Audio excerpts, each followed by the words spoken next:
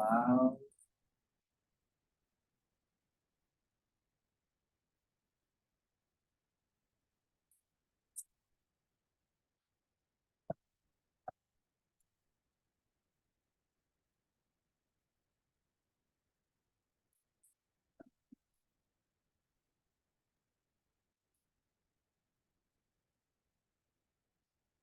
Um, so here's what we do.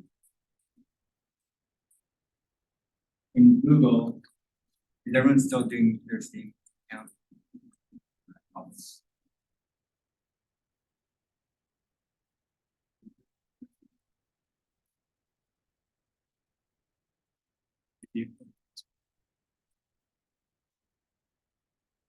And as soon as you're done, install Steam as well.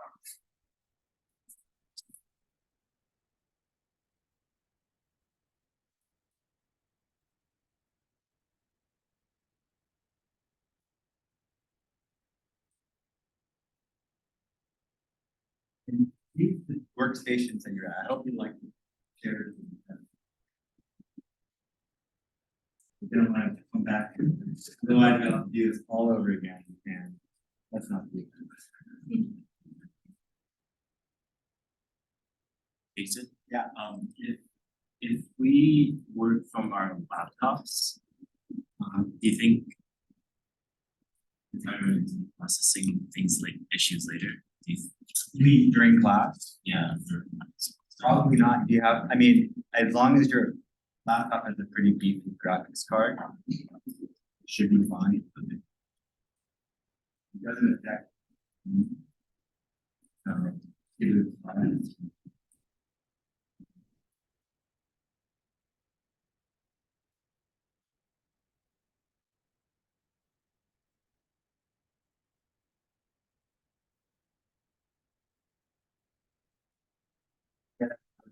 Guys do the reading? I haven't checked them. Good. Let's talk about something easy. The VR on the morning you awake. I was telling questions like that's super cool. You got dizzy? Yeah, I read about it. And it's called like cyber dizziness or something. Yeah. It's called nausea.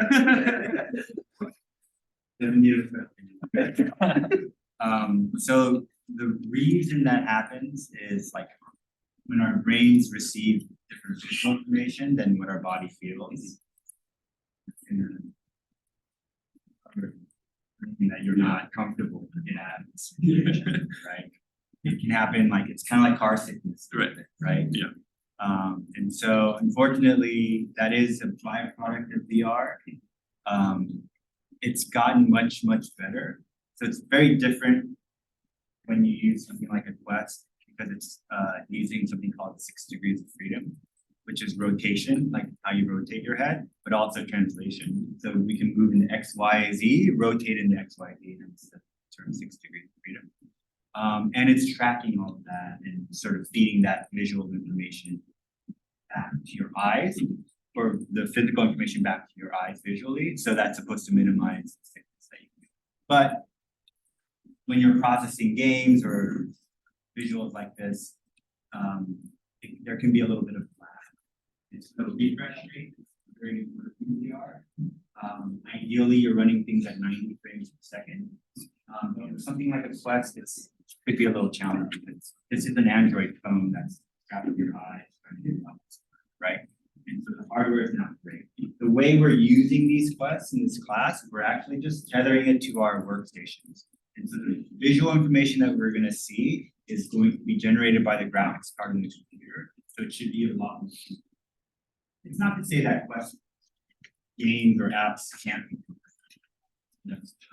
depending on the situation, even like your Wi-Fi, like there are a lot of bottlenecks that can discomfort. If you guys feel sick, take it off and rest because it's like one of those things where it'll take a while before you get over that sickness. Like, especially if you're not right? I feel like I've gotten used to it where it doesn't bother me as much anymore, but that's after a lot of videos, stuff like that. The other type of VR that you might be more familiar with is the like Google goggles, right? Those little hardware thing, or like the Samsung where you just literally put a smartphone and start moving around. That's just doing rotation, right? Every time you move your head back and forth like this, like it's like, oh, you're gonna sort of, you know, sicker faster. But yeah, who got sick? Anyone throw up? I've heard that reason Yeah, so yeah. it's 60 versus 30. Yeah, 30 you'll get sick, 60 is kind of basic, and then 90 too. So hopefully, and you'll start to see as you overload your scenes with stuff.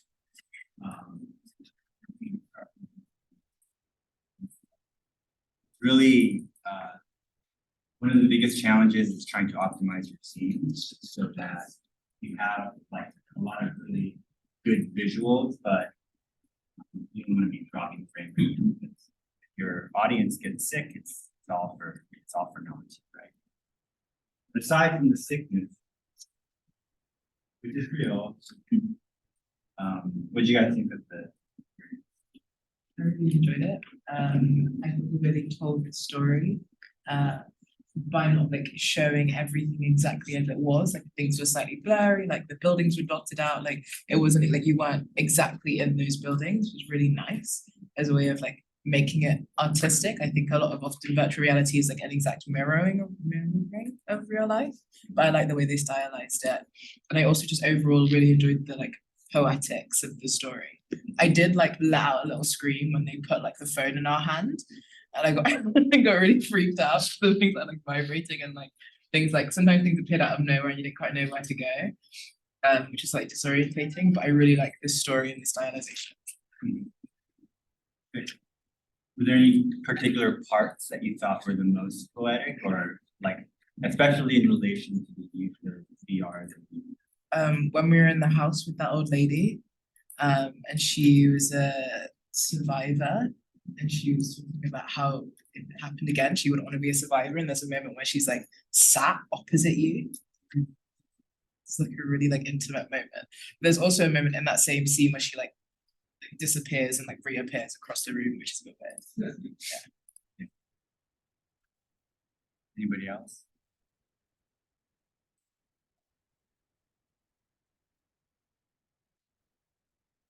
We're thinking about like scale, the way it played with scale, where sometimes you're in the space with the people versus like you're just larger than life and you're seeing them from like a outside.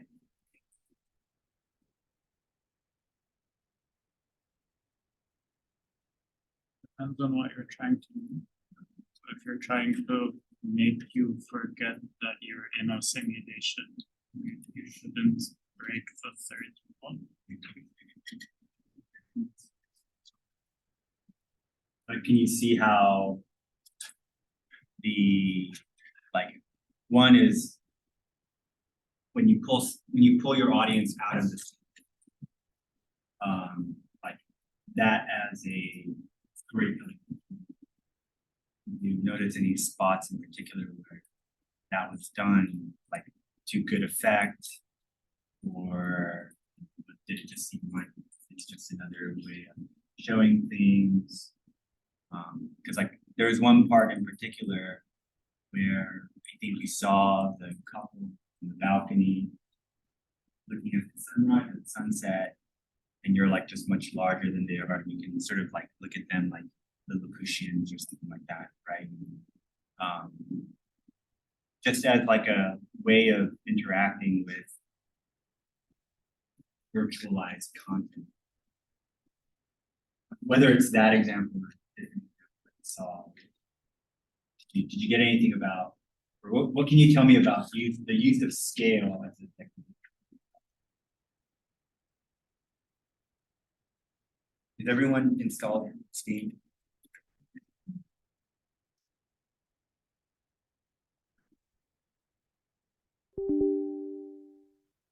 You guys think about question while we were.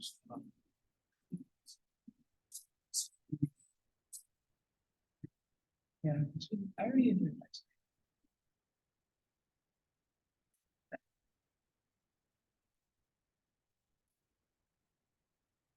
Anyone not like it? What seems critical? No, I feel like, no, I enjoyed it. I think like I wrote this in the response, like, I think in the beginning it was really like, I was really into it because it was new for me. And I think I watched the whole thing, all episodes. And as long as I see this became, like, I started became critical. Then what bothers me, which is I think the opposite. With you, I wanted really to be there with them, and every time like I was like pushed away, it was, I don't know. I thought it wasn't that effective at this specific story. Like it can be controlled like as a method if you want to emphasize something specifically. But things started to feel a bit random, a bit like try different things, like to explore what this thing can do. This like part because it's a new thing. Something more experimental, which is like this.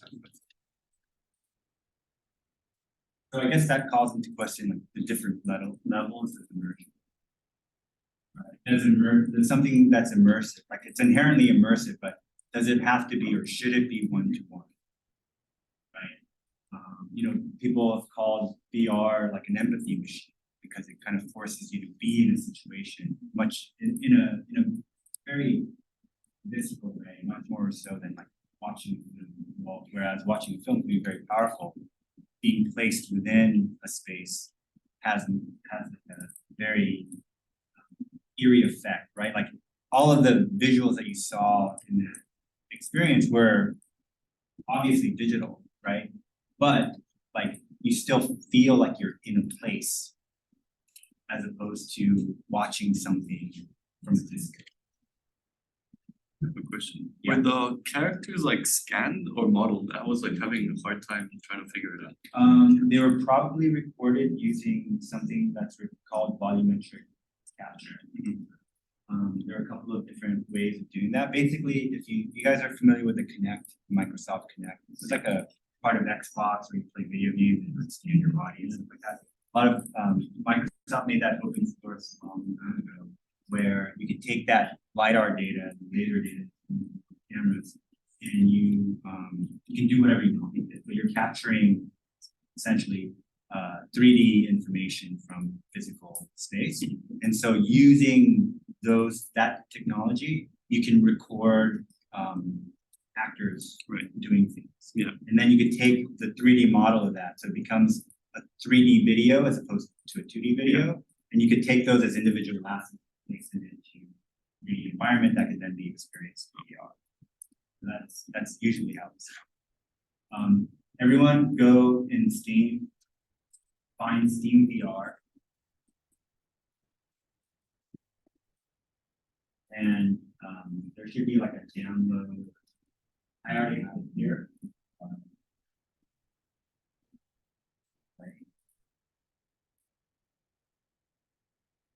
Hopefully you want to install that on your machine.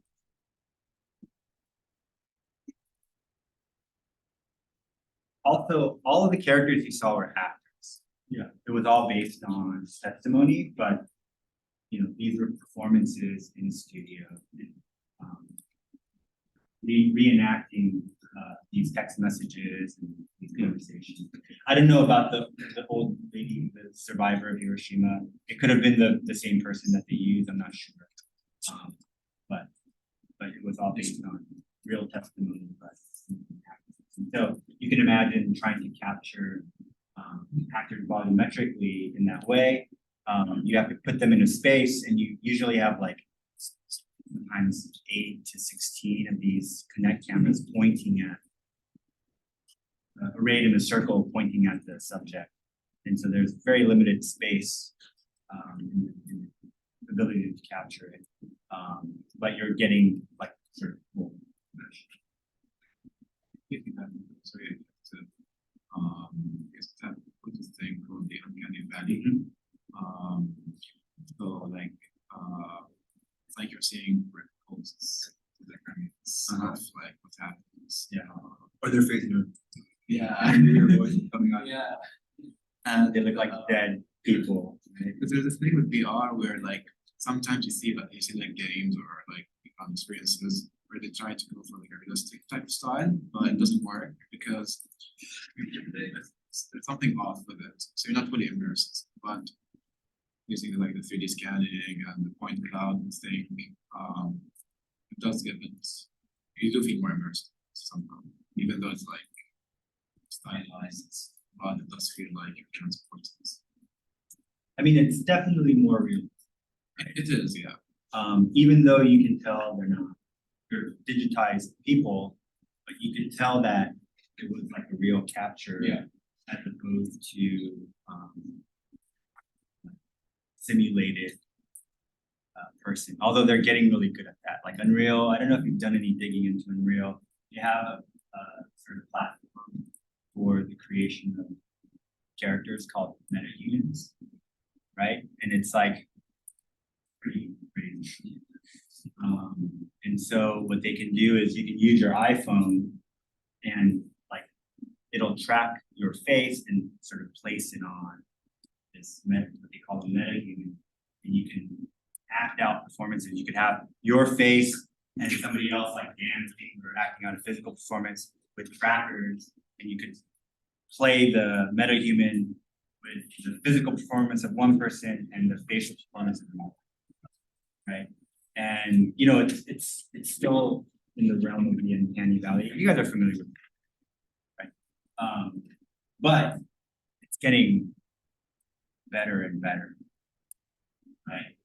In fact, they say like a lot of the content that we see on ads are like virtual characters or augmented characters, augmented enough where they don't essentially have to pay anybody for the performance, right? And that's kind of why things are going in that direction. So you don't have to pay royalties, you don't have to pay real actors,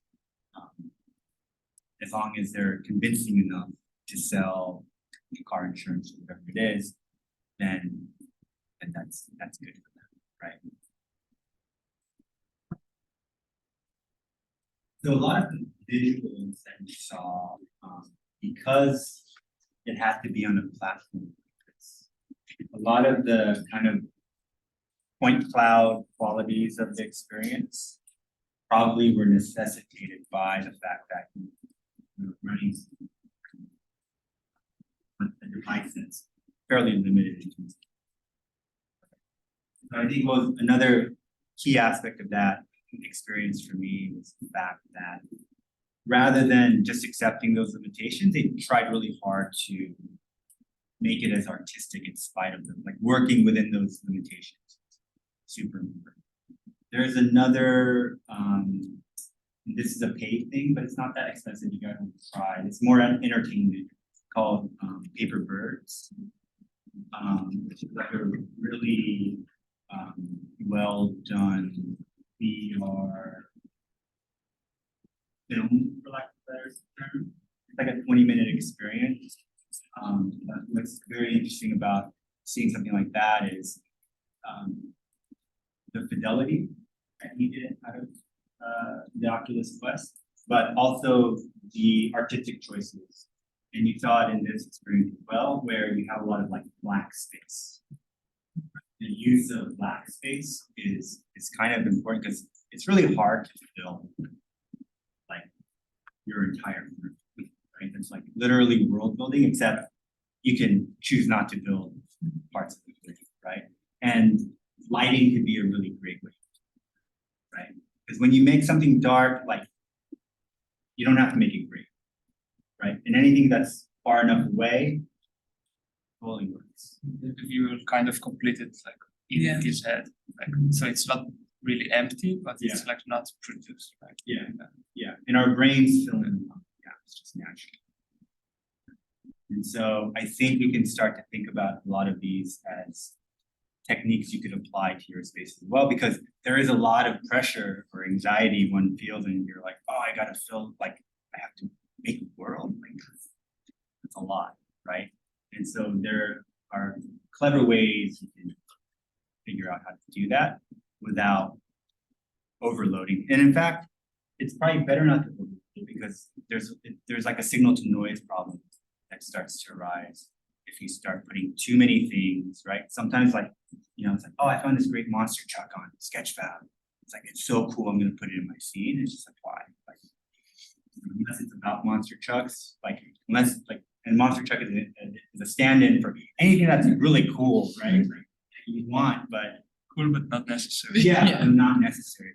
And so you have to really put on your editor hats and figure out like what's gonna get you the most mileage in terms of the stories, guys. All right, has everyone got Steam VR installed?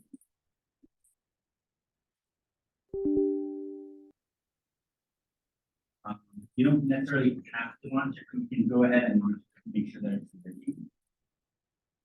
After you downloaded it, you can close Steam. It does give you a lot of ads.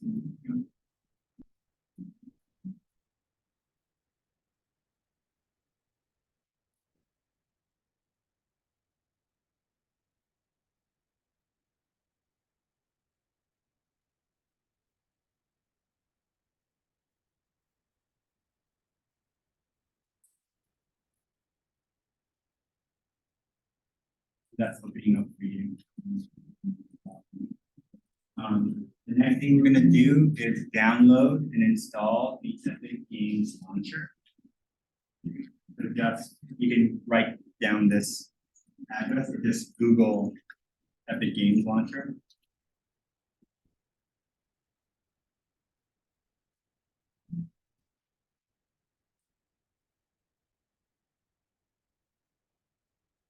Just click on the download button.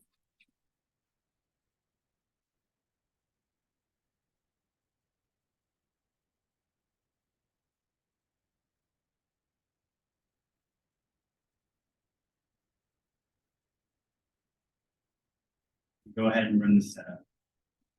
Just that's all we need.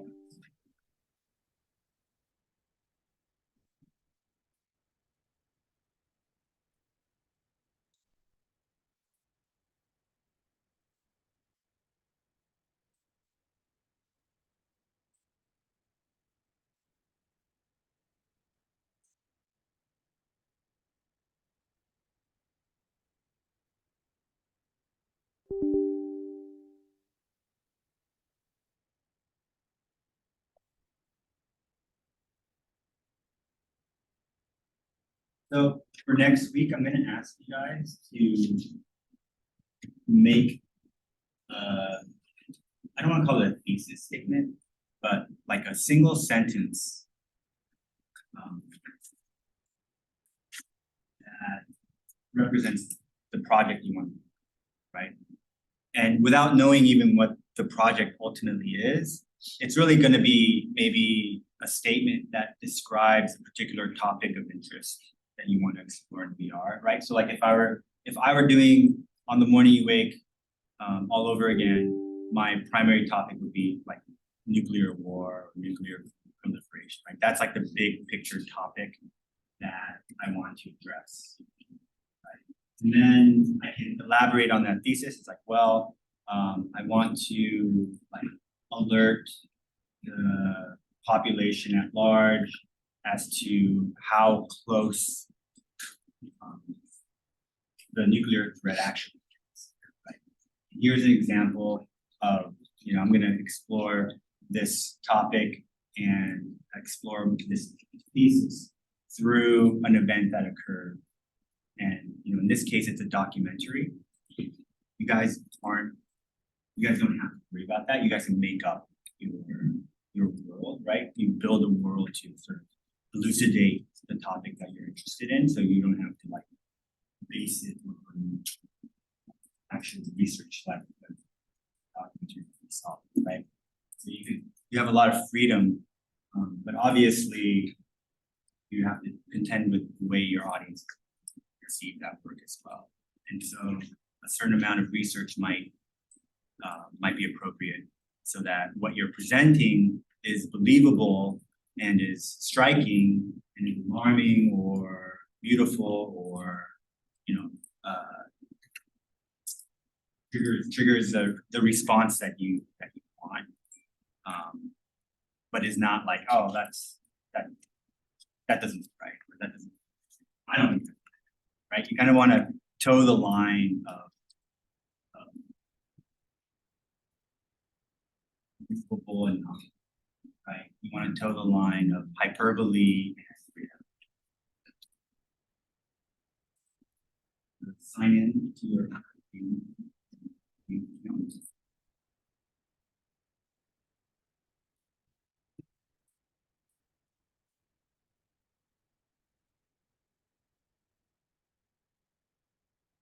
but one sentence.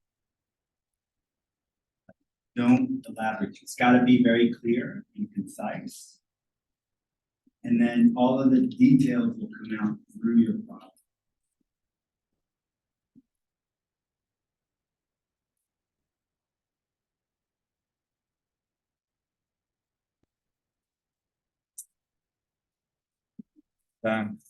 Capture.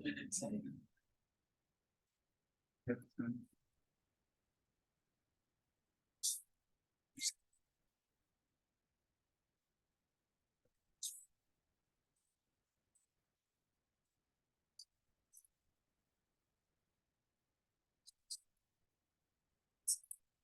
at the end, you should end up with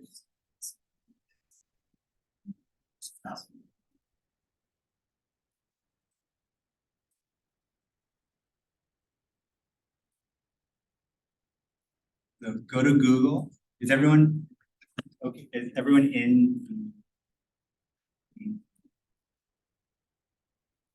Go to Google and type Oculus desktop app.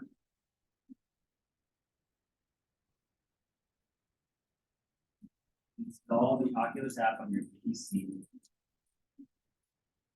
Click on this, download the Oculus PC app link. You should get a setup file called Oculus setup.exe.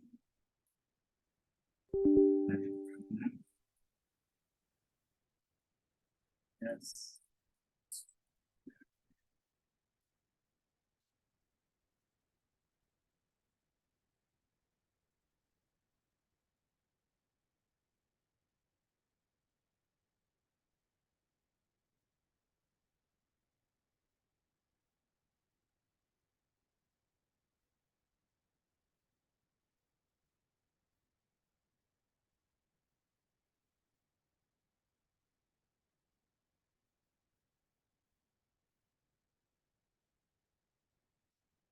So while that's happening, while Oculus app is installing, go to Google again and go to Visual Studios. Download. Visual Studios. Visual Studio. The software app. For card one, was it the software or the app we had to download? Visual Studio, The Oculus Rift. it's the desktop, Oculus desktop app. Okay. Download Visual Studio. And Let's do it. download the community version.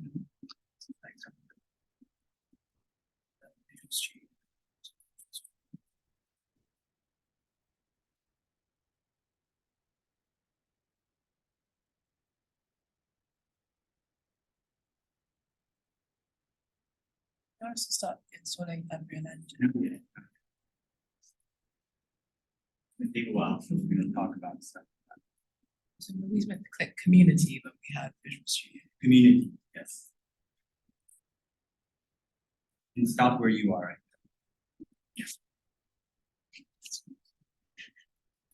I'll tell you what. But this is gonna take a longer.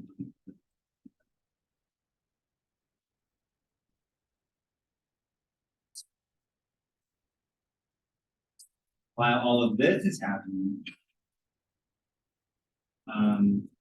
go to Google.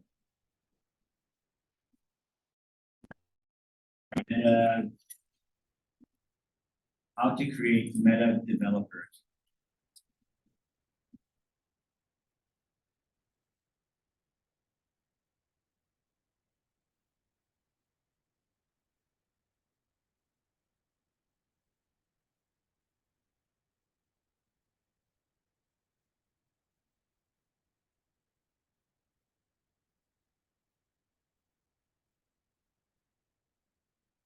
Let's do this. Do meta or and there's this register. Wait, that's not allowed. That's gonna.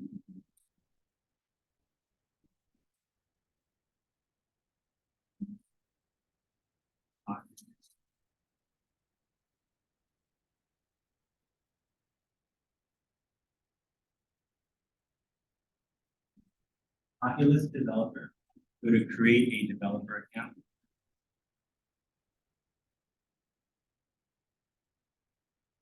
You should be able to log in with your Meta account. Here. Go ahead and log in.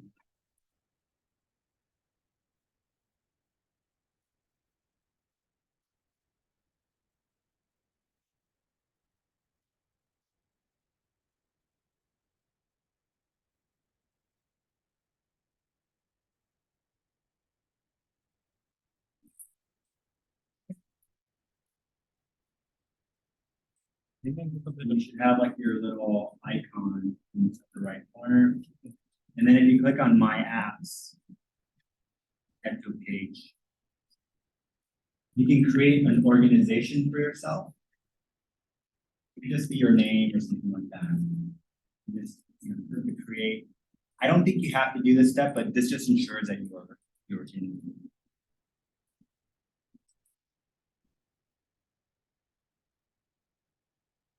Did I have you change your Oculus Quest app on your phone to be developers? Did I have you go through that process? Do that again.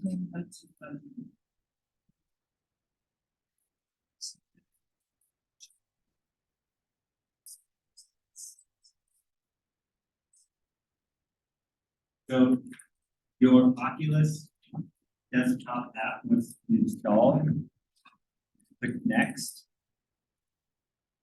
You're gonna want to log in your Meta account.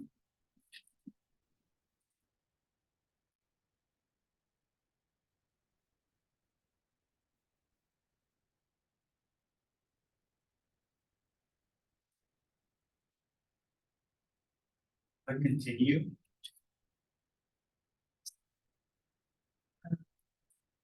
And I'll stop here until you guys catch up. So I said two-factor authentication. My phone number. That's something on my theory stuff.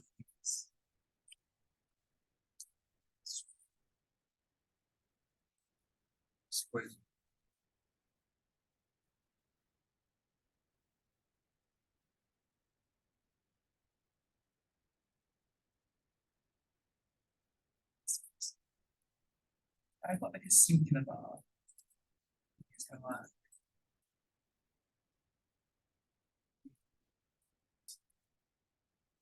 Here, the desktop app and stop. Let's open Visual Studio's install page. Tech.net development.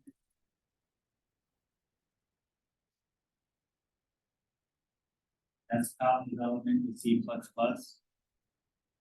Mobile development with C++. Game development with C++.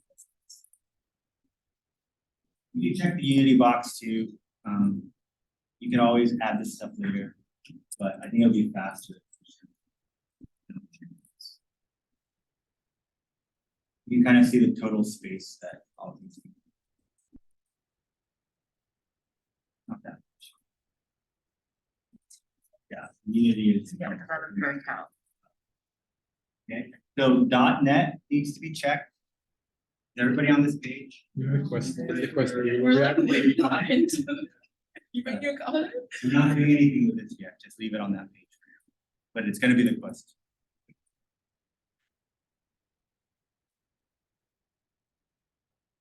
Are we all on this page? Oh, you already hit down. Yeah, you went too far. Did you check these boxes? You could probably add them after the fact. Is there a way you can cancel? Where is it? Where is the? Yeah. No. Don't move ahead. Please. I know it's tempting. Huh? Well, I don't think we're at your stage yet because we don't, that's downloading for a second. Oh, is it just That's downloading the install package? Yeah, that's No, I think already. you guys went too far. When you see that screen, you went too far. Can you cancel out of that by any chance? Yes. So go to modify. Yeah. Can you hit the modify I button? think I haven't gone to that page. You've never gotten to this page? No, that's where I'm coming. Okay, so for those of you who are here, .NET. Desktop development with C++. Mobile development with C++. You can check Unity and game development with C++, which is Unreal. Unreal Engine uses C++.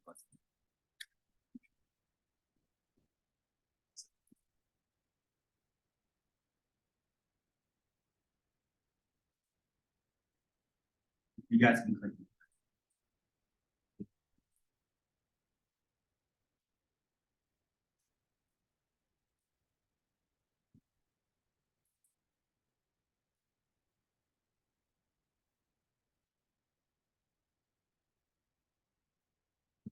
Once that opens, just close it.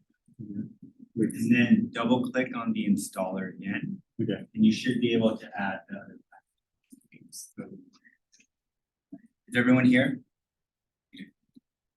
Good.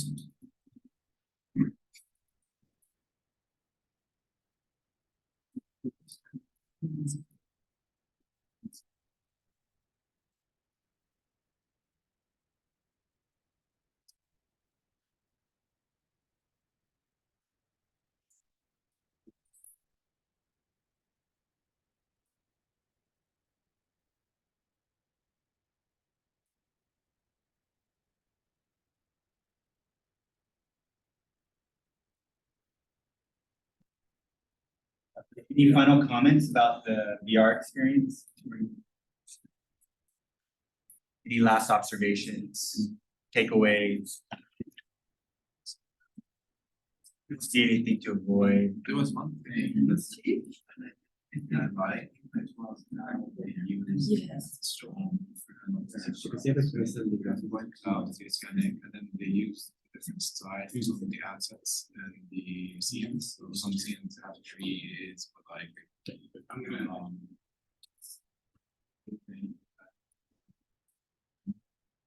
think that's Yeah, so like an inconsistency in visual language. Just to double check what boxes do we need to tick for this? The .NET. Yeah. The desktop development in C++, mobile development in C++, community development, and game development.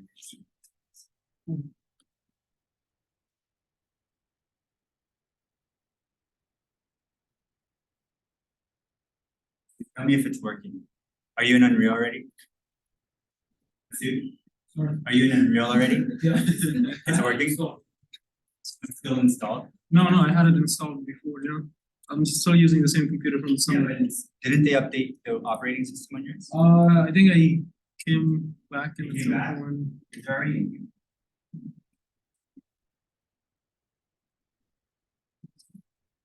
Mine doesn't have it. Does your guys have, do you guys have Unreal Engine 5? Well, I need to install 5.3. I have the. Yeah. Okay. You do, so don't. Unreal Engine? Yeah, don't install it, you don't have it. Order of operations, right? Can you believe you have to do all this just in VR, right? Crazy. You would think so, right? You know what these are? These are all gated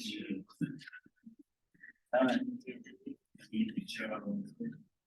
Special keys and access card, sign away our data and, right? We'll read a lot about this on a little bit. All you have to do is just link your email. If you don't have an email account, you kind of can't do anything.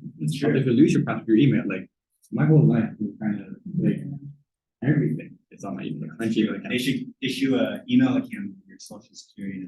Yeah. You have to get a meeting account for every single like social media you've ever had, even like from when you were like 12. I just stopped doing. I just stopped.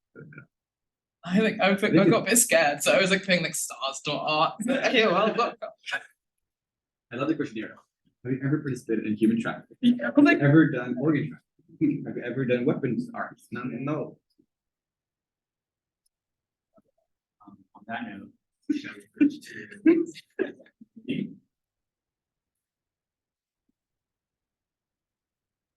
Who feels like they got a good grasp of venue?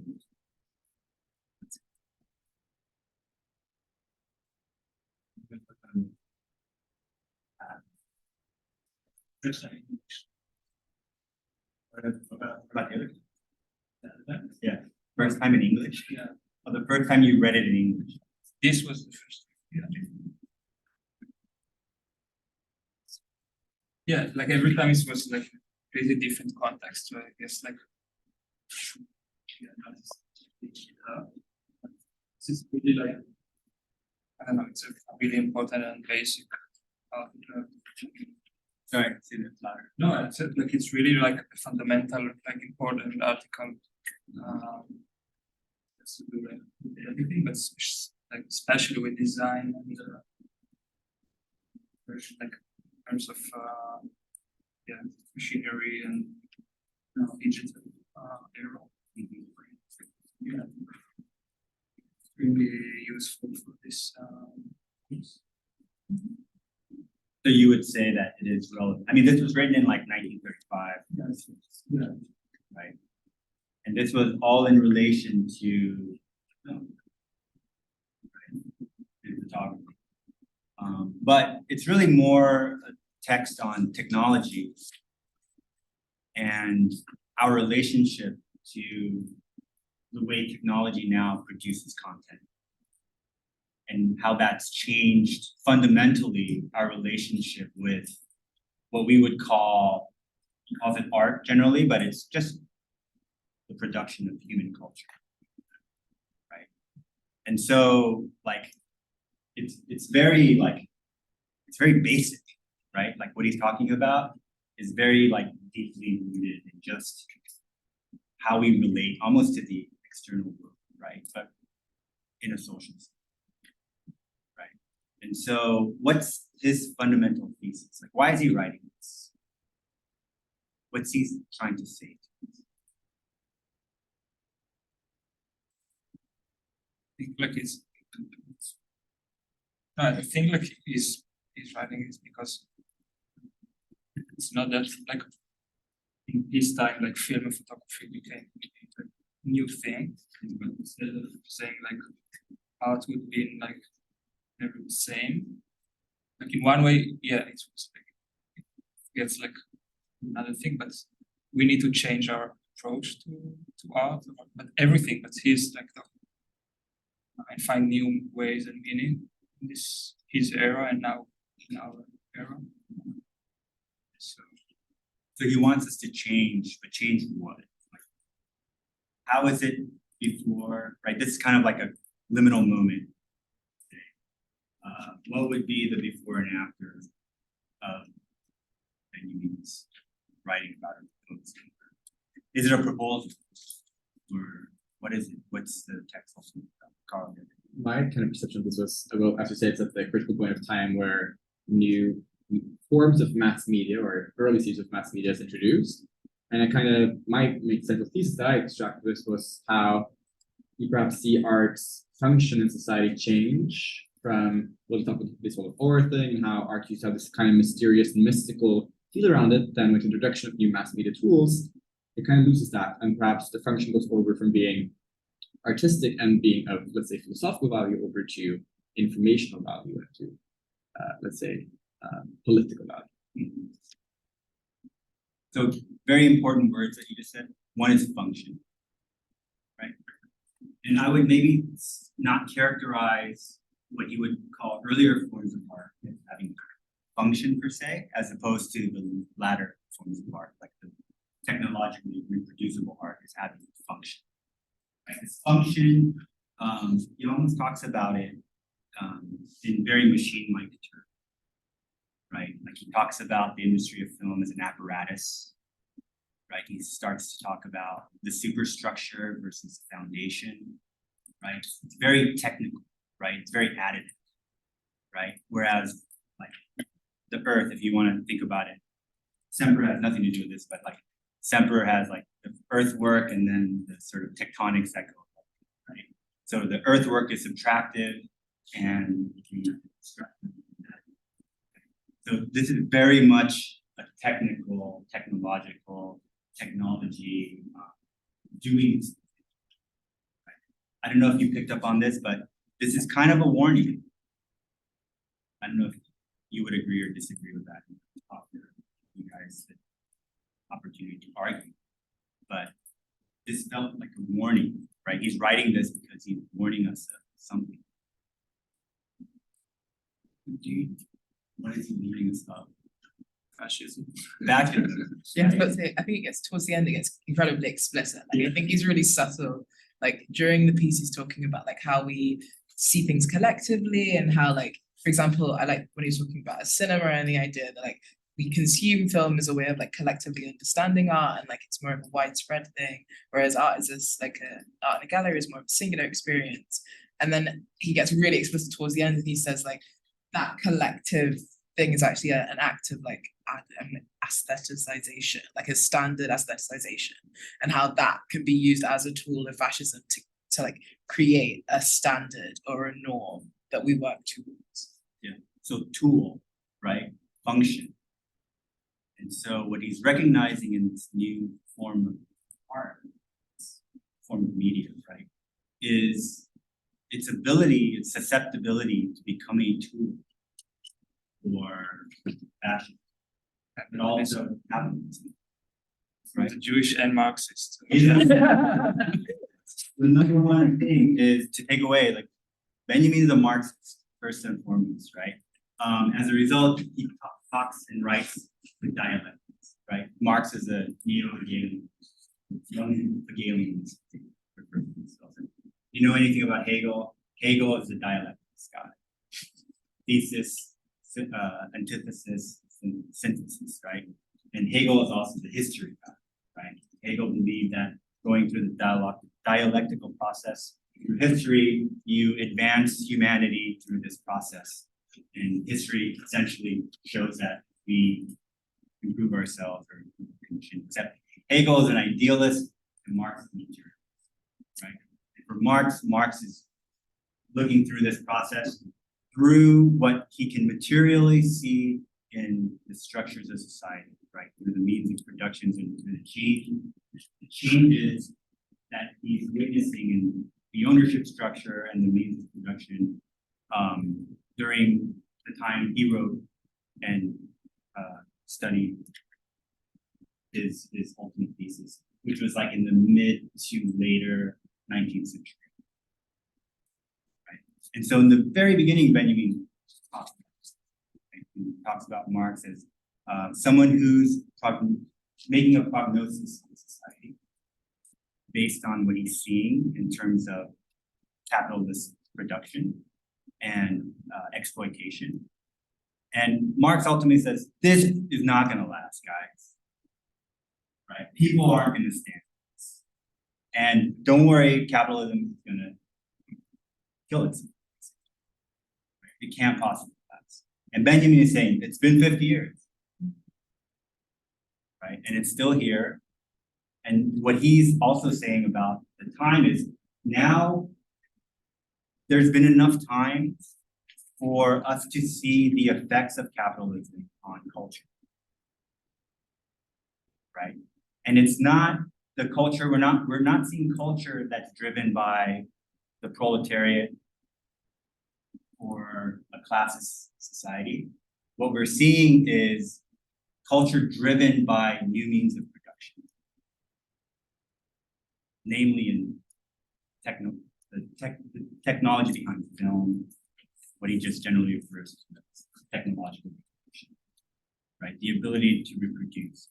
And then he goes on to talk about why is reproduction important? Why is it the fact that this is something that can be reproduced, right? And he talks about the old ways of reproduction, right? And so can you guys tell me what the difference is in terms of the old ways of reproduction, right? He uses examples of just, you know, in an art studio, you have apprentices copying the masters, right? And that's a reproduction. You have people that might copy the masters of art, and that's a forgery, right? There are even other examples of like minting, like creating coins or casting with clay, right? And then he talks about woodcuts, like as technology advances, woodcuts, photography, etchings, right? But how is all of that different than photography?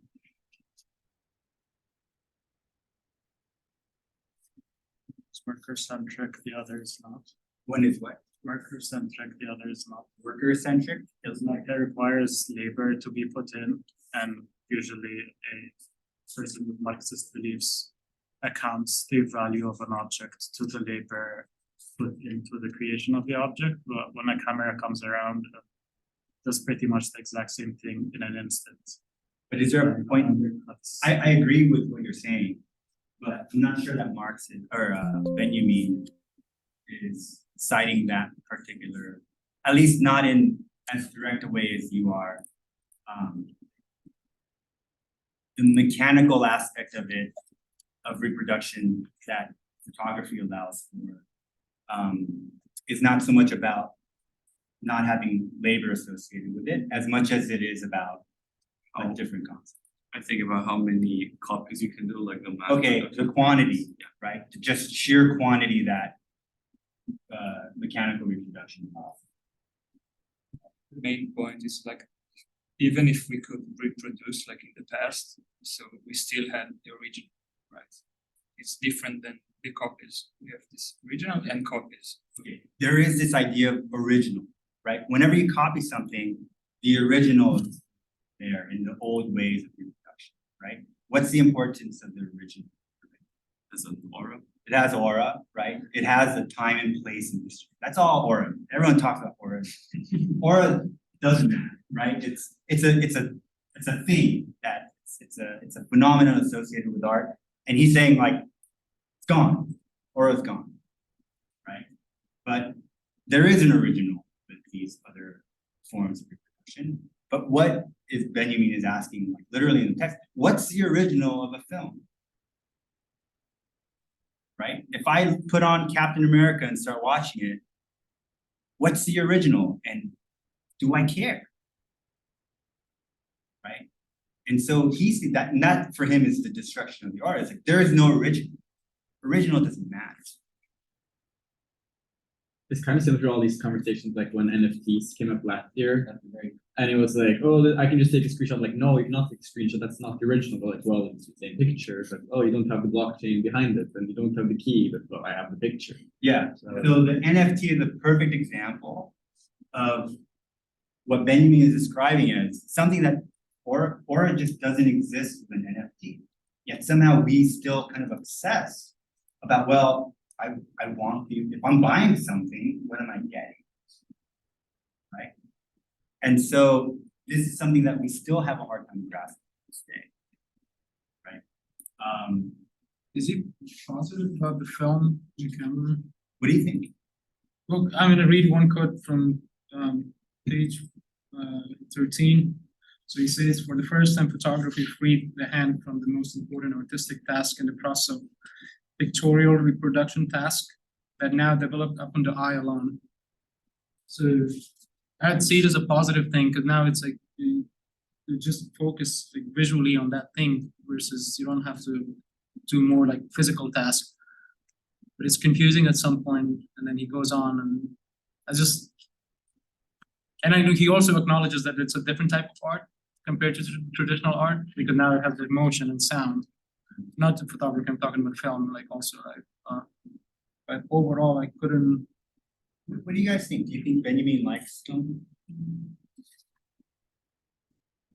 I think he does. I think he appreciates it. But I thought a lot of time when I was reading it, I thought he really reduced the capability of film, and then I thought that might be the contextual thing, because now I see film as like an art form, like You don't think Benjamin thought of film as important? I guess not in the same way, like the respect he gives art and artists, and even like like for example when he talks about the stage actor and the movie actor, and I can't remember the exact thing, but basically just Yeah, he says calls that- him third-rate actor. like you just extra Literally, like yeah. It's like the stage act. Okay, I mean, that is evidence towards your argument for one way or the other. But I mean, who would say counter pressure? I think Assertion. he does talk about like a democratic aspect of film, of like how it's like breaking a barrier that art used to have of like how many people can appreciate it. So I think he does. I mean, I do agree, but like he was like talking not quite positively, and then he talked about a democratic thing, and it's like, oh, maybe he does appreciate the reproductions of. And then he uses that same argument to be like, and this is why like fascists use it. So like, Too democratic, it becomes a propaganda machine. So who thinks Benjamin likes film? I don't think he hates. Who thinks Benjamin doesn't like? Maybe not hate it, but doesn't like. Who's like arguing against it? I think it's critical. Yeah. I mean, like, sees it as a threat.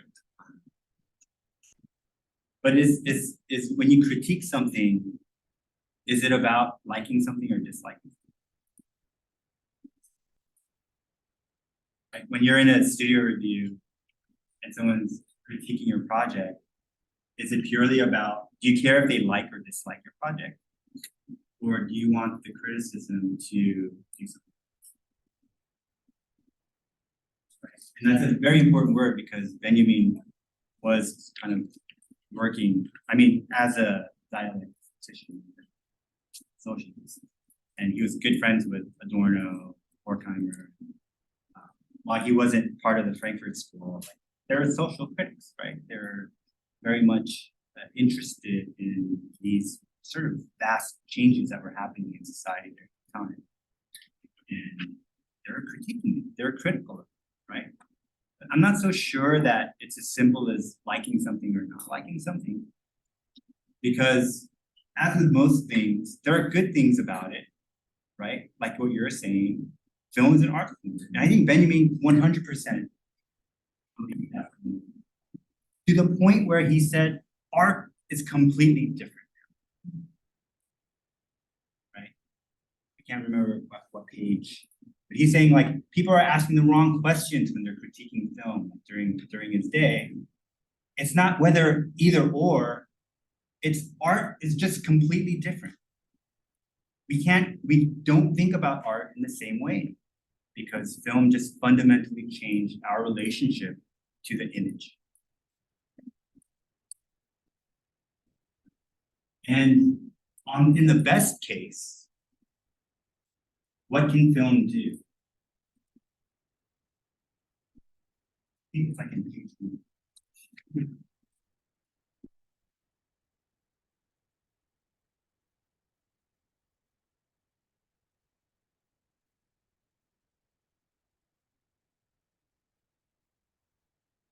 Page 2.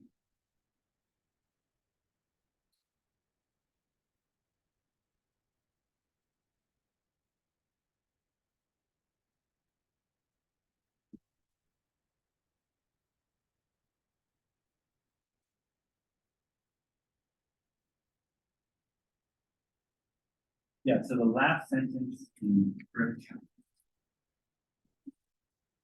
By the way, go ahead and start visual studio. Should make it sound. No, Yeah. skip the, Okay. and then just shut it down. So,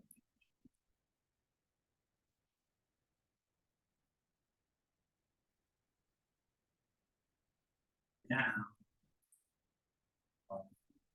So, in your Epic Games launcher, Just a quick. click on install engine.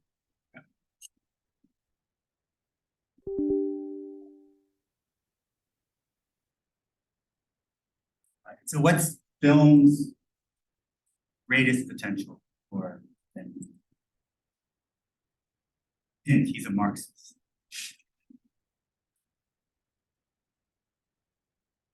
Production. Reproduction? Well, I mean, that's a quality of, right? But that quality can do something. It's success. Getting there makes things accessible to who? To the people, right? To do what? Yes, to revolutionize, right? EP's film's potential in its ability to reach, talks about this a lot later on, the masses, but to revolutionize, except what's been going on with film.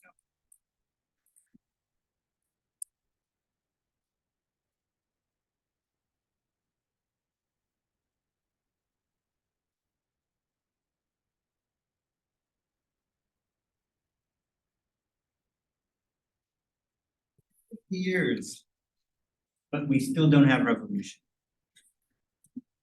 Too busy? Yeah. It was too busy driving capitalism and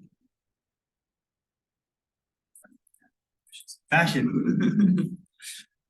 Right? And so then he goes on to talk about how it's doing. Right?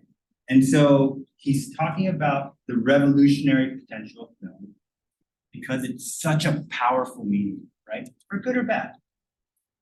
He likes Charlie Chaplin movies from, I don't know if you picked up on that, I kind of felt like, I mean, who doesn't, right? So he recognizes its qualities for better or for worse, but ultimately he's saying that, this is not an exact quote, but something about we need to first free it from the fetters of capitalism, right? Because film is in the hands of the current ownership structure and the current owners of the means of production has used it to entertain us, to distract us, right? In the maybe the best case, and in the worst case, to incite us to war, right? The very people I'm trying to save, that we should be saving, are the ones that are going to serve the power structure because they're being seduced by these images, right? And but the way they're doing that is they're appealing to what? Our attachment to things like art. Right? Our attachment to what he calls the cultish quality of art. The magic. Right? Has anyone seen films that any of you saw? Right? She's Hitler's beautiful films, right? Of a horrible topic. Right? And Benjamin is almost literally talking about these films. I don't know, I can't remember if those came first or not, but like the angles, right? The bird's eye view to show a crowd, right? The close-ups, the shots from below to make someone look majestic, right? These are all ways in the way we manipulate through this new technology and appeal to like things that are innate to our psyches, like our sort of cultish past, right? And this is why art has changed, right? We used to have a cultish relationship with art too, right? In fact, a lot of art wasn't even shown. It had no, and there are a lot of dialectics in the text. There's the cult value versus the exhibition value, right? So in the past, art had zero exhibition value, maybe not, but it wasn't made to be shown. It was made to be part of the ritual. It almost never saw the light of day. It had a cultural significance that we don't even really relate to, because now we live in a completely different society. When did that shift occur? As in, like, if you think about art as ritual, like, in like, are we talking about caves, or talking about like the 15th century, like? I think both. He talks about the cave paintings, right? He talks about religion, and a lot of artifacts that are used for religion, and then he talks about the paintings we saw in cathedrals and churches, which are very much meant for people to see, right? Glorifying God and glorifying the clergy, right?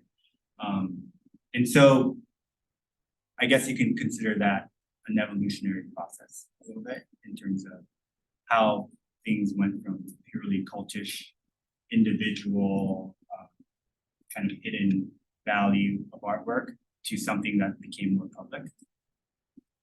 But it's ultimately film that sort of created this exponential thing, right? It's an epistemic shift because of its ability to replicate itself. Add in.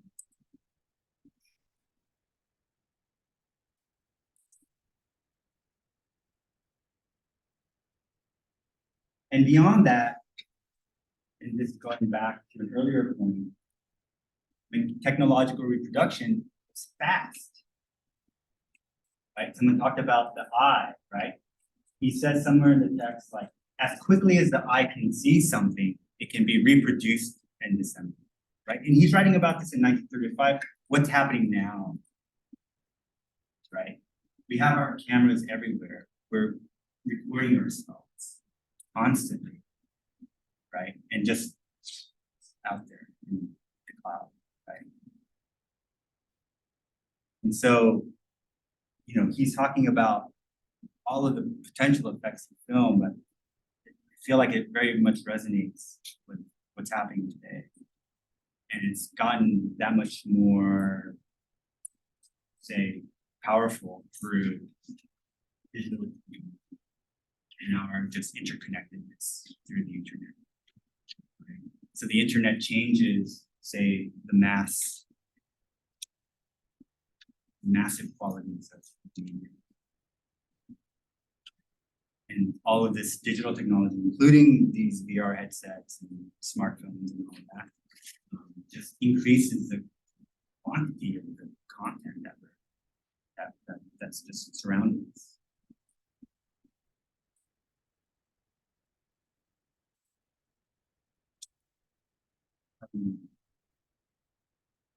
They run installing Unreal Engine 5.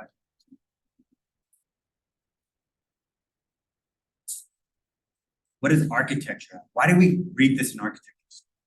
Right? This is like an art theory.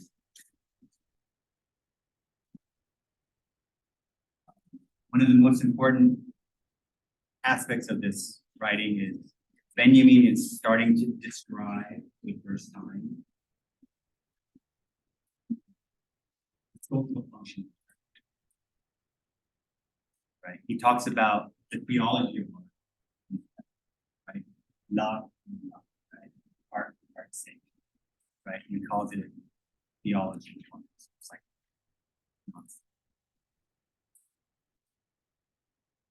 art does not have, or as a result of technology, art no longer has that role.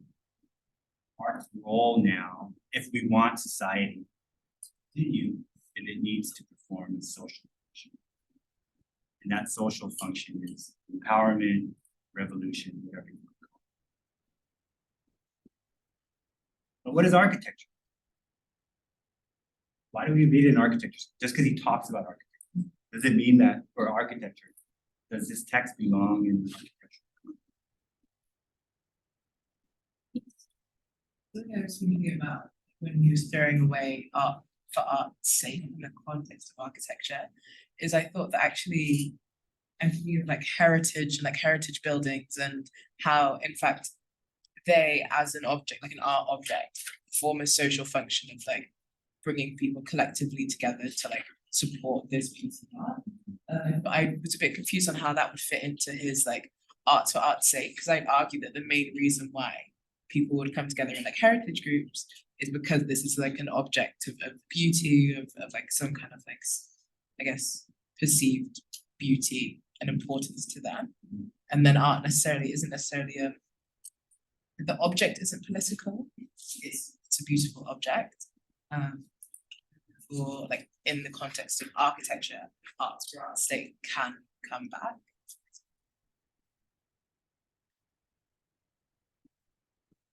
I'm not sure I'm following the last part of what you're saying, the connection to architecture, but let's talk about the heritage aspect of because he's very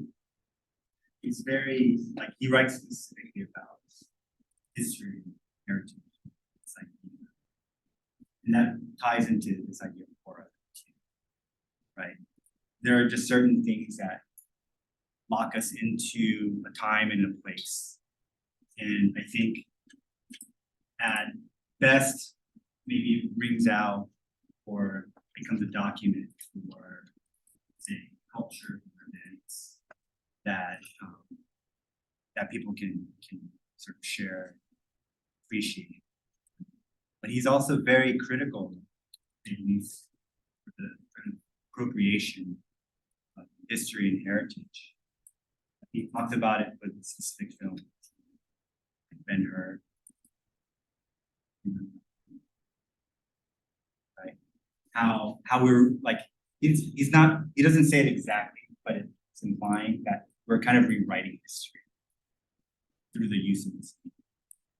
And we're essentially remaking every event, historical event, and we're turning it into movie films.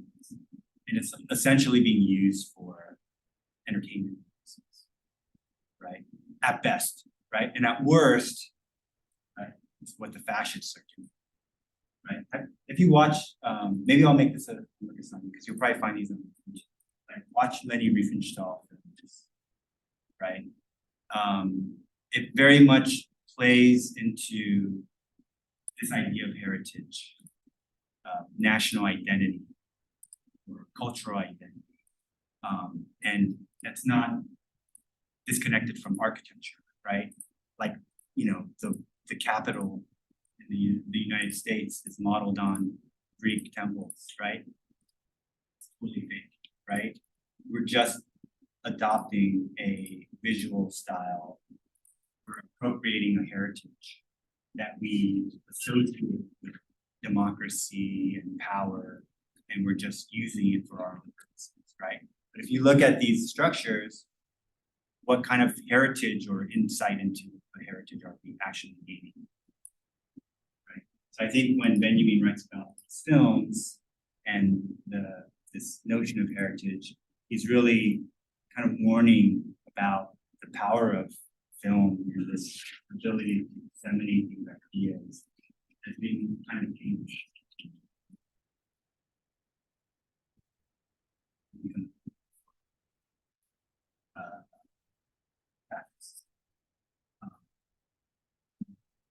That's really process of this. So I think yeah, it really depends on the respect with which the creators of this content approach the subject matter that is ultimately going to dictate whether it's, say, a positive or negative.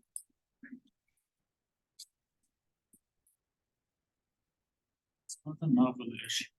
Like, it's not a novel issue. It's like he's just recreating the argument that existed during the times of the printing press and just rebranded it as the film. And then added a Marxist spin with it. This has always existed, and history has always been rewritten by whoever is writing the books at the time. But do you think that it's just the same as text? I think text is a bigger deal. You think text is a bigger deal? One is permanent, one is a snapshot in time, one you can hold a book in front of you, point to it. Who would argue against that? Somebody argue. I mean, I think the biggest literature concepts and probably the biblical texts will come to mind. It's the end of the day, but I wouldn't call any singular movie would hold that much weight to that many people. But I mean, sure, movies have 30 frames per second, older movies, 2 hours.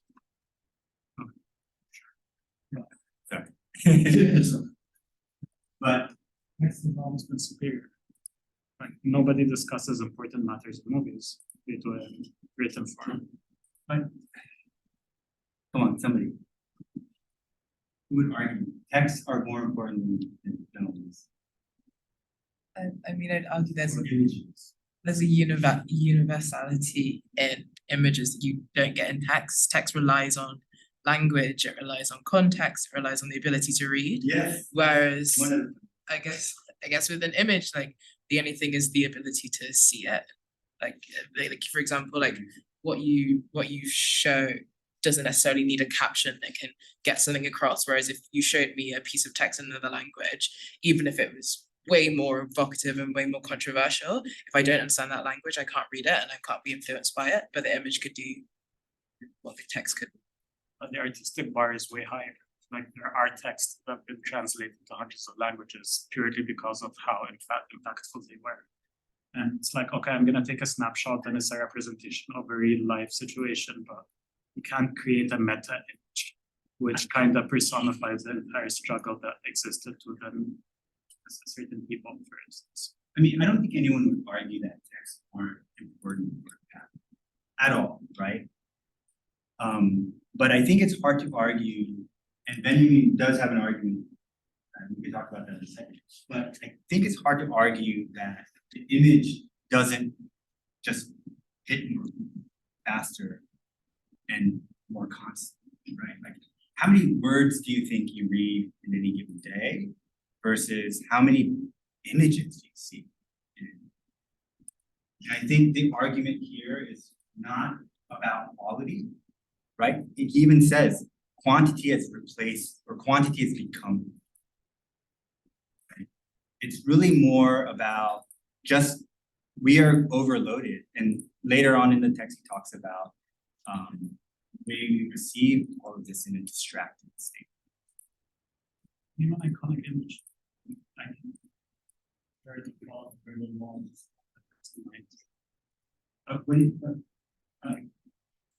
I'm not sure. I mean, it doesn't stick. At least that's how I see it. It's like we're visually oriented, yes, but we're also language oriented. I think we're more language oriented than visual orientation. So it's like certain phrases will stick in your mind more than an image. Because we've all seen thousands upon thousands of images in our lives, but think of a very specific one right now, cross-reference it with someone, describe the details, and you're not gonna remember anything. I think the danger of like images is that we like subconsciously form ideas based on like the thousands and millions of images that we've seen, and we think it's like an original idea that we as like it may like it's really easy to feed an idea to someone just by like putting them in an environment where they are just absorbing like all of this information that they don't know they're taking. And I think like images, like we have this like assumption that photos tell us the truth. And it's so easy to manipulate like how a photo is taken, that like those biases just like we might. Yeah, so Benjamin specifically writes about this too, right? Like we receive all of this information in a distracted state. And maybe to your point, we can't explicitly, right? We read text, we have to focus and concentrate, right? And he also talks about art the way it used to be. It used to be where you have to approach this singular object and you had a very one-to-one relationship with it. You were often an art lover or an expert, and you would just stare at it and like observe all of its details and analyze it for its very specific qualities. Whereas what's happening with mechanical reproduction, technological reproducibility, is that we're just absorbing that information. And we're not even paying attention to it, right? He even goes so far as to say, we have to use shock and like these shocking images to even just spark a reaction. I think we can all kind of recognize that in contemporary societies. So I think you're absolutely right. Like it's hard to name images, and it's just because we're just constantly bombarded. But to Angie's point, it does affect us. It influences us, right? It might not be in the fore, but it's definitely operating in the subconscious, right? And I think he does refer specifically to psychoanalysis in the text, describing that.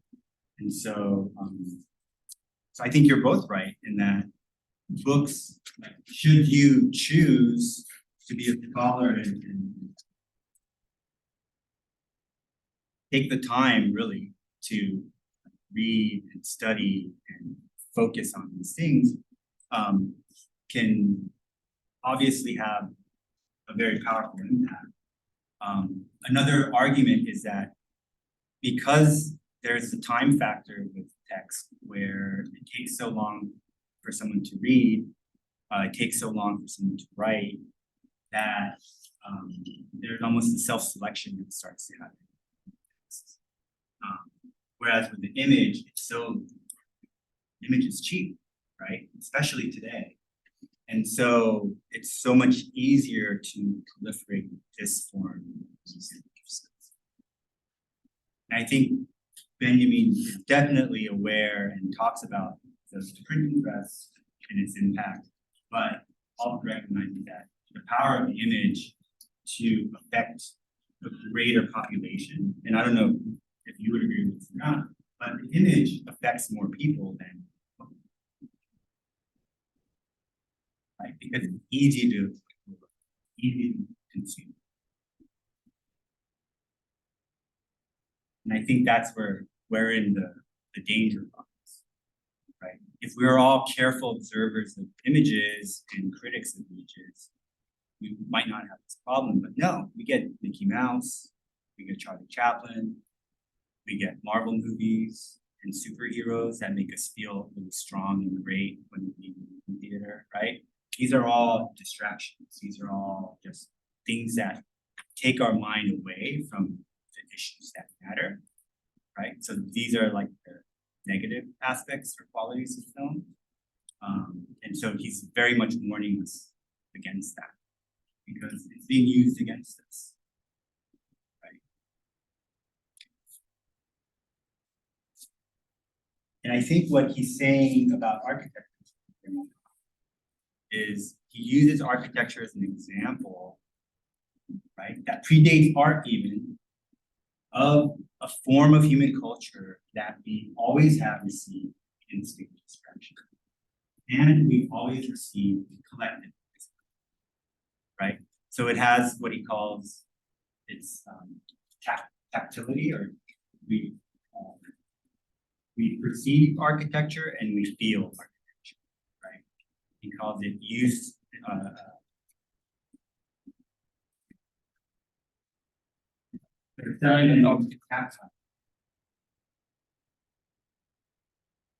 You know, yeah. No, like he gives us this example to tactile of the experience like with the senses and immersed like in the place and experiences physically. And then like with the invention of photography, suddenly we started to experience architecture with images. So I think it's another example. It's not like the loss of the aura because we still have the original, right? We still have the piece of architecture, but then we have photographs and images and it's a totally different kind of experience, which is optical and objective. Yeah. So on page 33 at the bottom, right, chapter 18 is where you talk about architecture. And it's revisit that. At the bottom he says, buildings are received in a twofold manner by use and by perception, or better, tactilely. There is at present no concept for such reception so long as one imagines it according to the kind of aggregate reception that is typical. For example, a traveler before a famous building. On the tactile side, there is no counterpart to what contemplation is on the optical side. And so, like, we can appreciate optically something that we might be visiting, or, you know, if you ever seen like an architect at Thermi Valves, like they're like hugging the wall.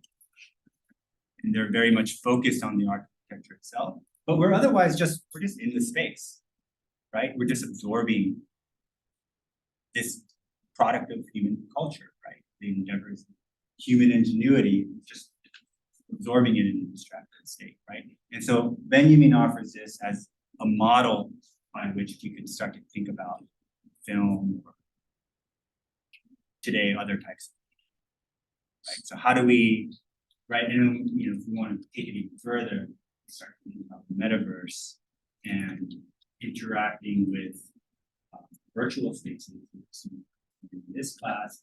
But if you believe for a second that, you know, 10, 20 years from now, this will be very commonplace, where we're no longer using screens to interact with the internet, but we're actually putting on these sort of goggles, whatever.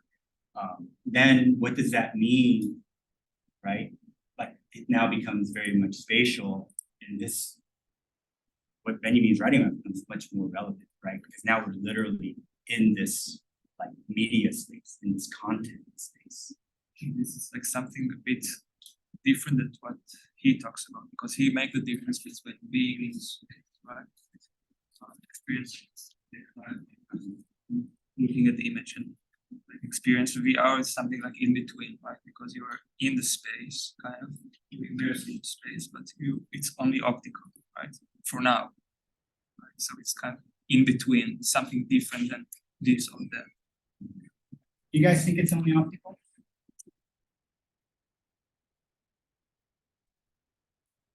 Okay, everyone's Unreal Engine 5 installed. That's a great. Got some bigger fish to fry.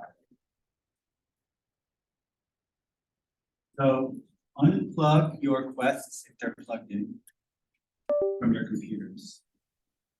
I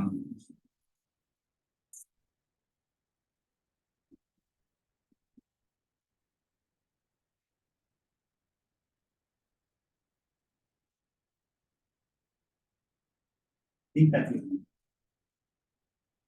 I'm going to select Quest 2.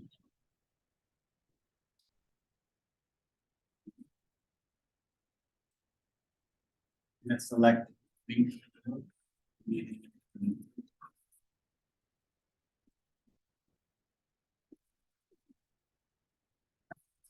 Everything but you know, at this point, maybe just wait. Yeah, 20 minutes. Okay, great. You want me to now connect your headset. Now I'm going to connect my headset.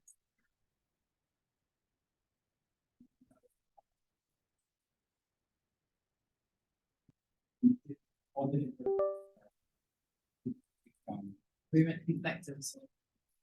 Yes, when it says connect. Where are you at? Oh, you want to select link cable. Right. There's the left side. So hold the button, power button, until you hear the music. Or if you have one.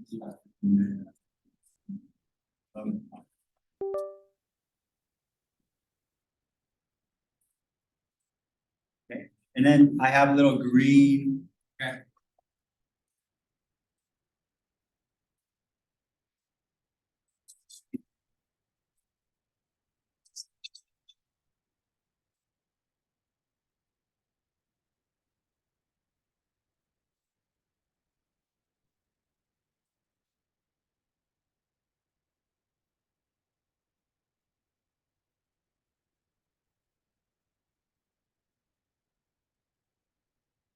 Once you have that green text, you'll get to this page.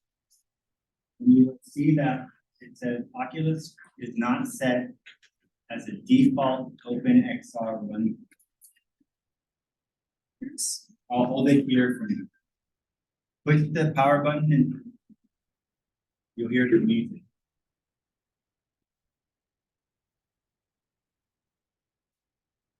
I'll hold it here, but I'm gonna click on this.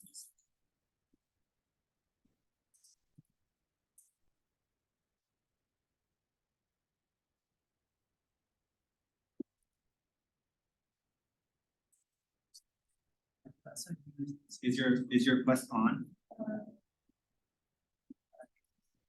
Push the button until you hear the music, or did you put it on and you can see step inside of it? Since you can't bring your headset. So with your headset on, you might have to go to your settings and select Quest Link and connect it to your PC.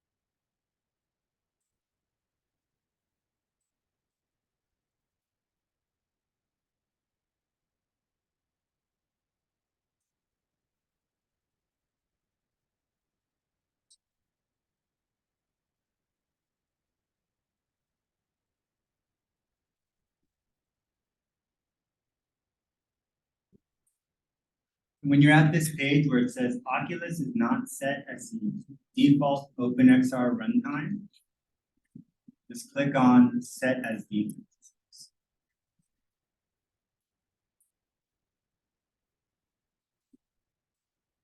Exactly.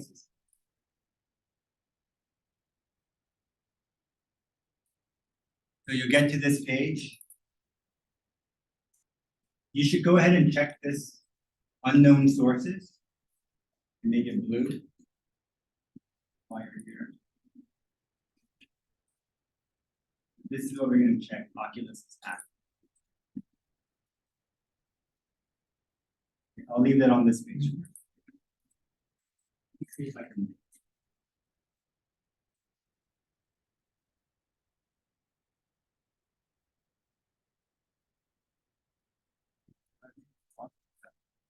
Front.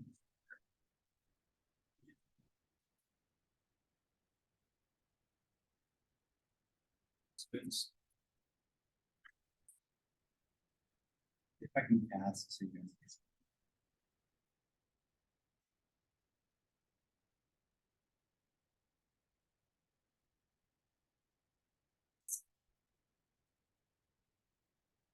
Working with them. I know. Nina asked me like, do you want the device to be able to like access your data? Hit allow, but still not. So let's see in settings.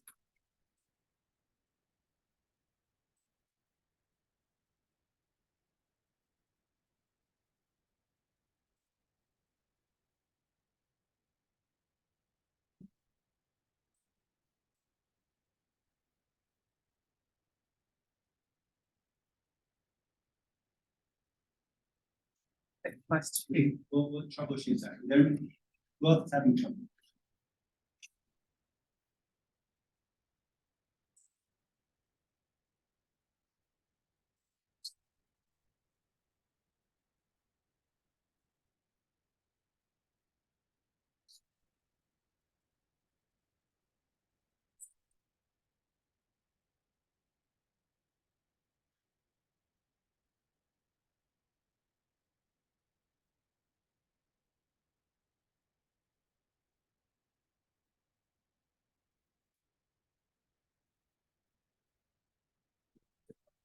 Need to go to.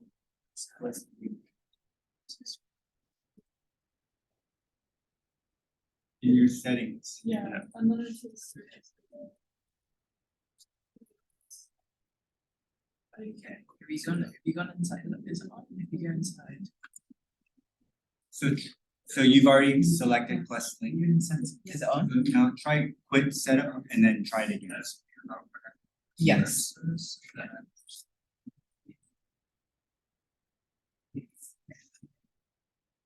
Enable question. Yes, yes.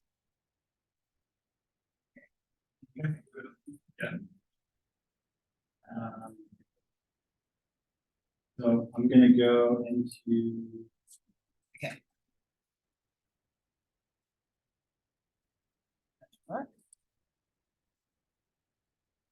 Going into settings. There is. Just did it on the search bar, it's Quest Link.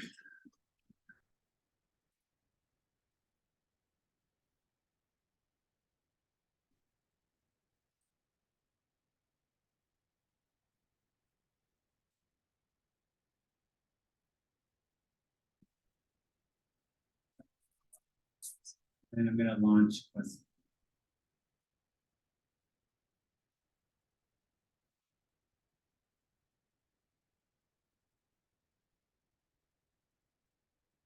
If I launch, I'll get like a different environment.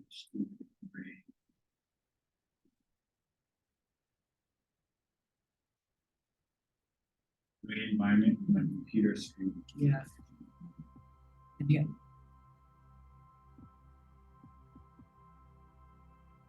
Here, your USB connection on your computer is on one that says SS. To be like a blue colored USB. It might all be blue. yeah, question. Can you see, do you get, what can you see? I mean, like, You go there? So you guys should be able to see your own desktop if you click on this little desktop icon. Alright. But at this point, you can take off this.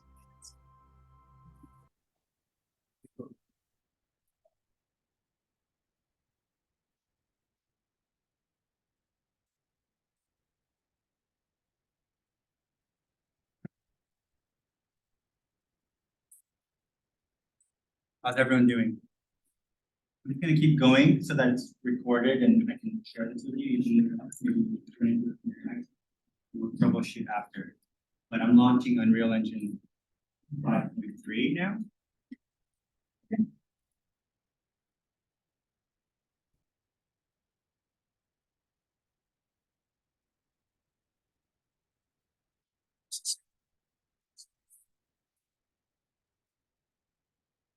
Right, just go try to do that. Let's show you how. Let's do that.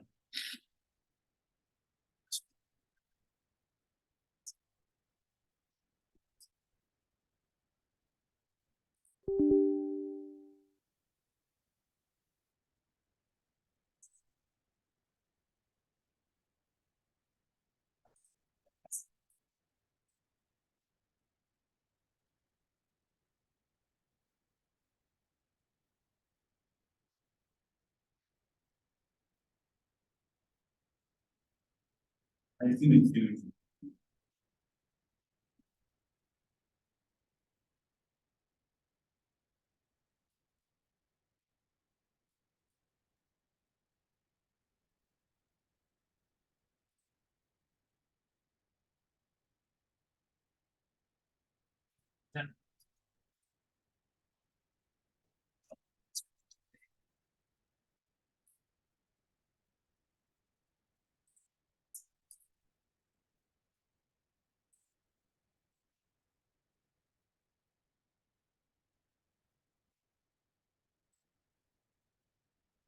The Oculus is active.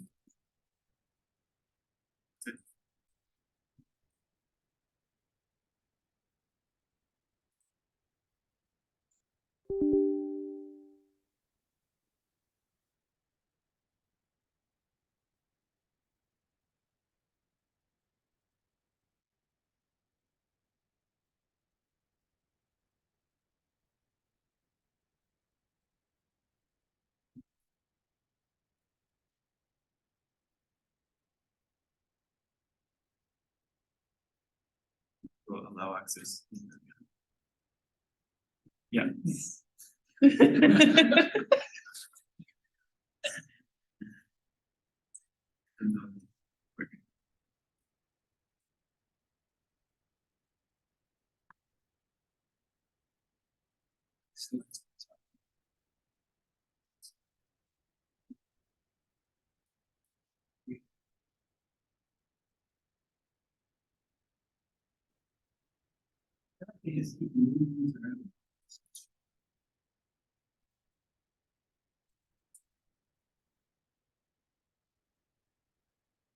Design and test it like.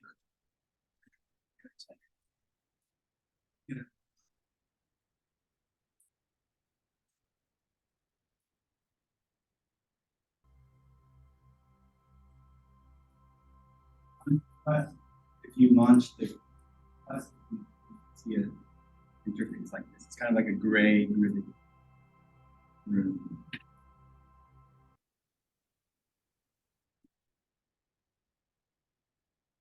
And here's my Unreal Engine open. Does everyone have Unreal Engine open? We're gonna select virtual reality.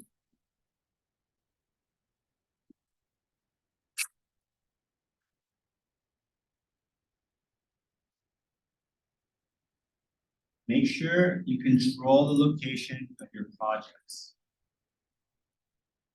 Okay, I like to put them on my C drive.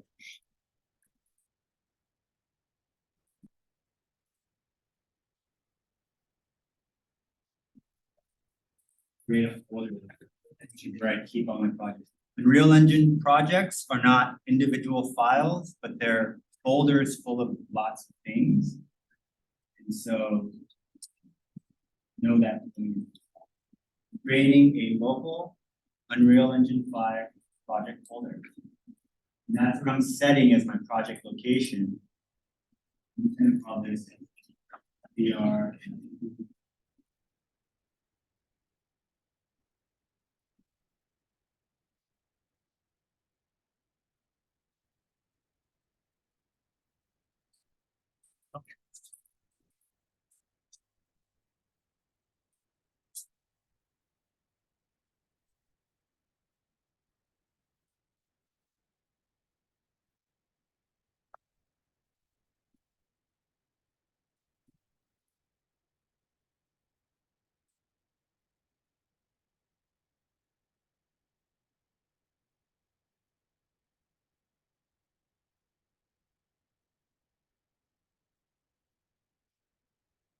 So again, I'm creating a new project using the VR template.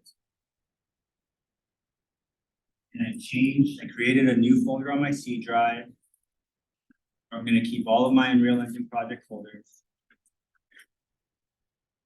And then I named it VR test 1. You name it. Do not start with a number though.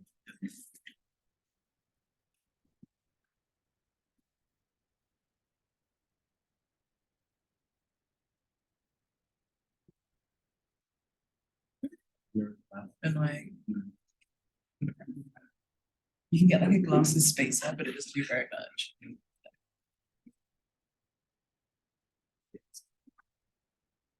Get stuck in the like things. I'm like lose all sight of them. I actually have no clue. I think never guess. So what a map.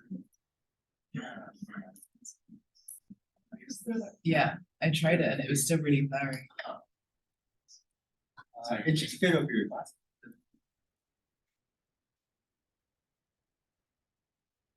But then your glasses touch. Slightly bigger, you know, they're really. No, you're supposed to put the. Yes, you would have put it. Just wouldn't get rid of it. Excuse to buy. Otherwise, it's like shoved into your glasses. I mean, my glasses are pretty big. There goes your game. Like massive square ones. These are 58. They fit. So and I have a big head too, so you guys should be fine.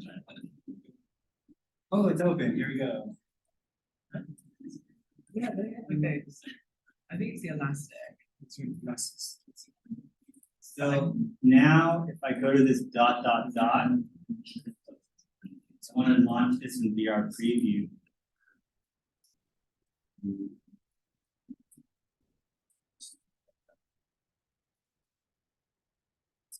Mouse. What's Ostrom mouse? Yes. Yeah, it's because I'm fast.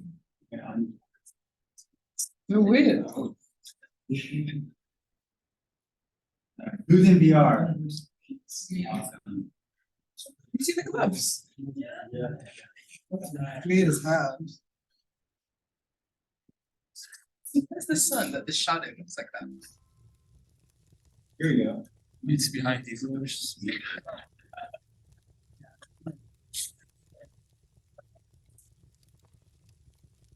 So I guess you can't see what I'm doing.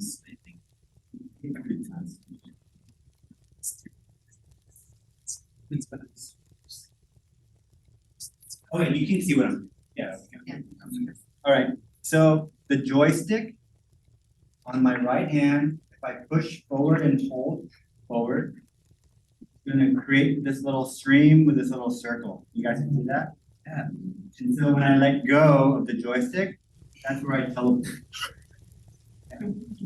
With my left joystick, I can go left, toggle left and right, and it'll just rotate me in increments of 90 degrees.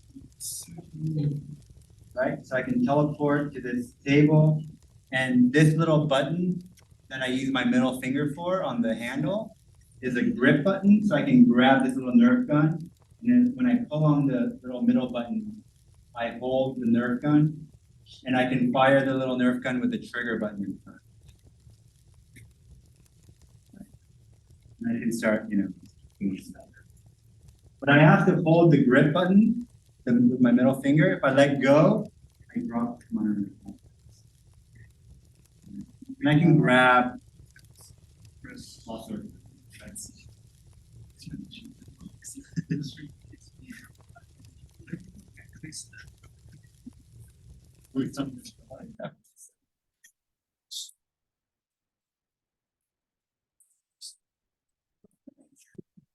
Everybody in? Yeah.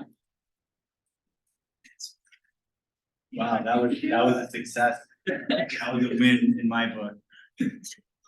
Give myself maybe a 10% chance that you guys will make it. We haven't done everything yet, but this is it. Now put stuff in there. All right, see you at the end of the semester.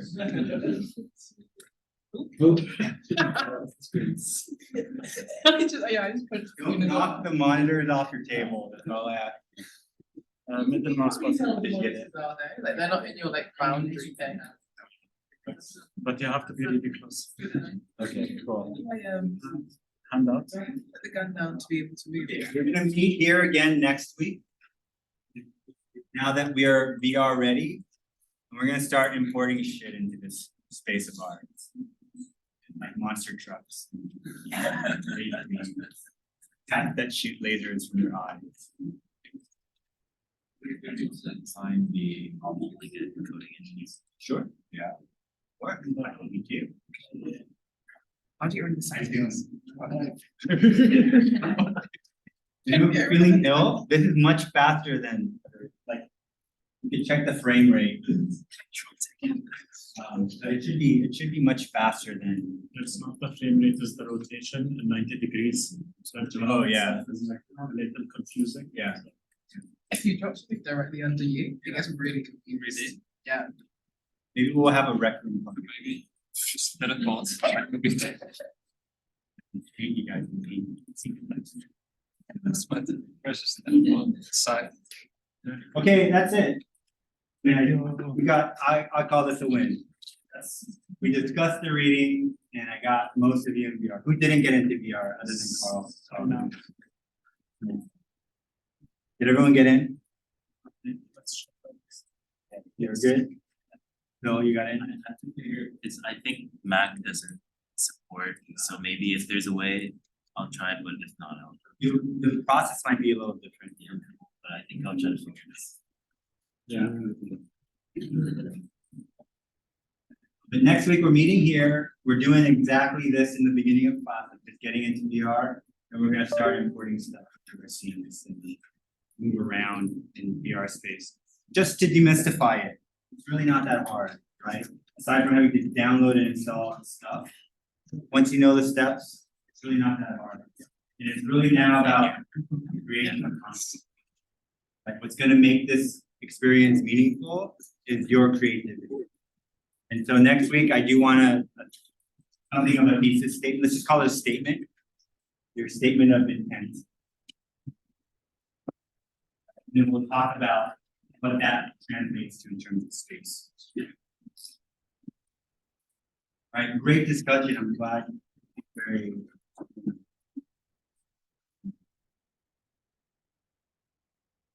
Hope it's meaningful for your statements in a way. Next week's reading is optional. It's Jean Baudrillard's System of Objects, and I think I just selected a couple of chapters.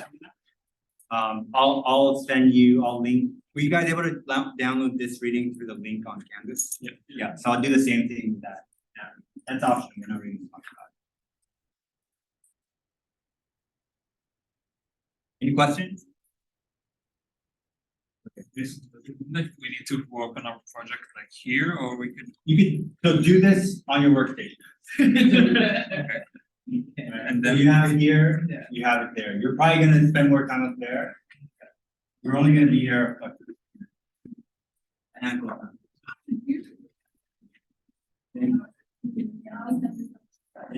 Yes.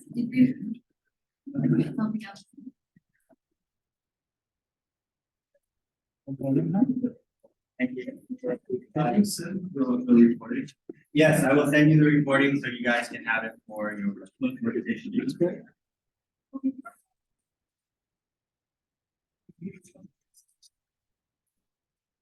I did.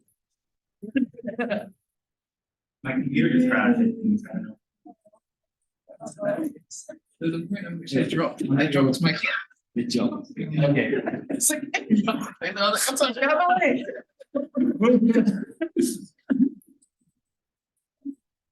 You know, I really like it when it's like augmented reality and you kind of see like the low res camera and like black and white. Yeah, I and you're really moving- like that. Wow. Yeah. Yeah. And it's augmented, not like completely. Yeah. digital. That's really And you do the thing where you have to like. Do the draw blob, yeah. That's. On and off, right? Something that's. Yeah. Yeah. I forgot, but there's probably a shortcut. Like, if you too far, I've learned if you go too close to the boundary. Yeah. When I was watching the documentary, and I was like on my couch, so I was putting my head like, and it also turned off. I was just like trying to lay down. But then you experience like with lower. Yeah. You like your head is. Yeah.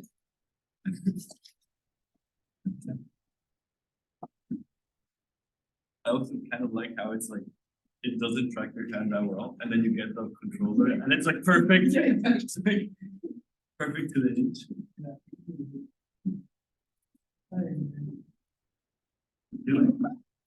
I'm like stores is like so nicely after the VR for the every time. That's nice. Like sorry. Ready for class 3 out of 3? Yeah, I thought you guys. 3 classes in one next year. Yeah, today is a lot. I don't know how you guys. It's a lot, yeah. But then it's like we have 2 days off. Yeah, that's bad. Yeah. One day you big them. Yeah. 3 days you have. I mean, there's not a lot. Thank